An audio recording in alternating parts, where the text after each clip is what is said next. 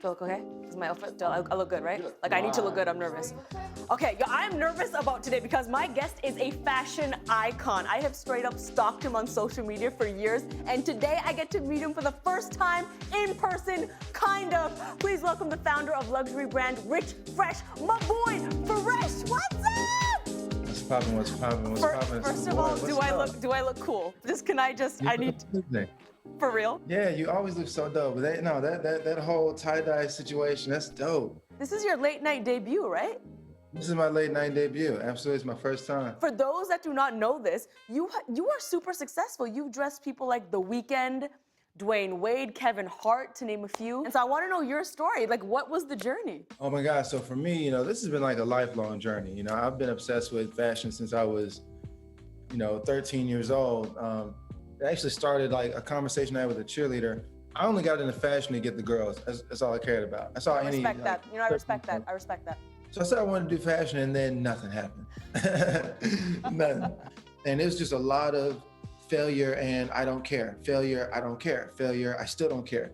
And a lot of people didn't know I was coming out of like straight up homelessness. Shelters, like sleeping on floors, on mats with like other people around you. So you are in a tough life circumstance, you're homeless, right. You're in a shelter, you decide I'm gonna start a label called Rich Fresh. How do you from there go and get clients? Instagram. Like I gotta give it up to the gram. I would just take photos of what I make, post it, make the caption, somewhat captivating. Is it just that people were coming to you and sliding into your DMs, or were you trying to work people?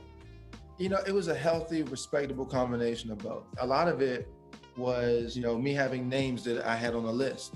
And I would just have people that I looked at and like, I would really like to do something for this person. I had Kevin Hart on that list. I had John Legend on the list. Why people like Kevin Hart and John Legend though? From your eye now, from your fashion eye, what about those people stuck out to you? Like, I want to dress them. Okay, so for Kevin particularly, Kevin's like 5'4". So I'm knowing he can't buy anything off the rack and it fit the way I can. So I targeted his stylist like, yo, this guy's super rich. What's going on? He's super rich, but he wasn't Rich Fresh, and you changed that. Exactly, he wasn't Rich Fresh. I was like, yo, I just really, really, really, really wish that his clothes would be made for him. I think he deserves that. I think the man deserves that. There's something so magical about what you're saying, which is not only do I know I can create dope stuff, but I have the knowledge to know that Kevin Hart stuff has to get tailored, and I can show my value to his stylist. That is just a perfect example, in my opinion, of hustling and using social media as part of the hustle. So I applaud you so much for that. You are responsible for The Weeknd's iconic look, his red suit that he's been wearing for his last album, Blinding Lights, he wore in the music video. That was huge, was it not? Like, what was that like? Number one in the world. Flex on them. Go on it. Wow, it's just like, is it like part of the world or is the whole world? It's the whole world, and not only that, Blinding Lights on YouTube has been viewed 350 million times in that red suit. So what was that design process like? He's really like the coolest guy ever.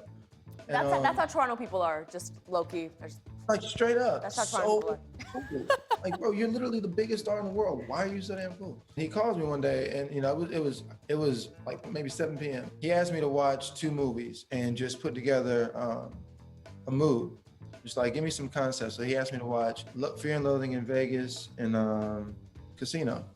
And I watched both those movies that night. Like, I stopped what I was doing. I was let's watch it. Put together some concepts, 3 in particular. The red suit is the one that he really gravitated to. And I was like, all right, cool, let's run it. So you have a luxury brand, Rich Fresh. During the pandemic, you pivoted into Henry Masks. Tell me a little bit about Henry Masks. COVID hit all of us differently. And for me, like it shut down luxury. Luxury was like, who, what, when? Mm-hmm.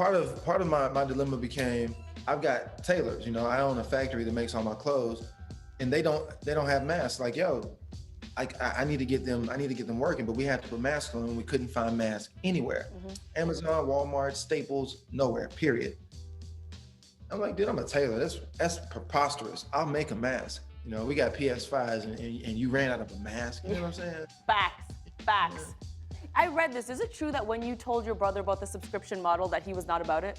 Yeah, he was not about it. He's like, just like I wasn't about the mask, because he was like, yo, dude, I didn't want to do a Rich Fresh mask because I knew it would mean an expensive price point. Right. I didn't want a price gouge. But when I told him about the subscription model, he was like, "Nah, man, that ain't gonna work." Maybe 2 days after we had this conversation, I had an interview with Vogue to talk about the show that I had coming up on Quibi, RIP Quibi. Towards the end of the interview, she said, "How have you pivoted?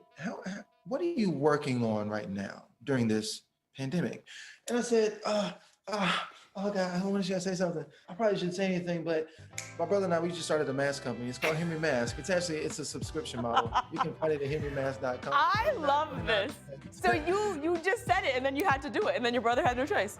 Exactly. You know, you can wait for the moment to be perfect, or you can just force yourself off the cliff. And sometimes you just have to jump. And I pushed us all off the cliff. So I'm just gonna say that's so crazy because like I also like we're working on season 3, 4, and 5 right now of the show. So that's crazy that you did the math because I think NBC told me we have like 10 seasons and stuff that I think they said they're working on the contract. So that's crazy. Speaking of Henry Masked, I got my own. Check it out. I want to support. I've told you I'm legit obsessed with. I've followed you for a long time. Boom, boom, boom. And we wanted to support you that the crew is actually all also wearing Henry. We got a Henry mask over there. Got a Henry mask over there. Henry, hey, you get a Henry mask. You get a Henry mask.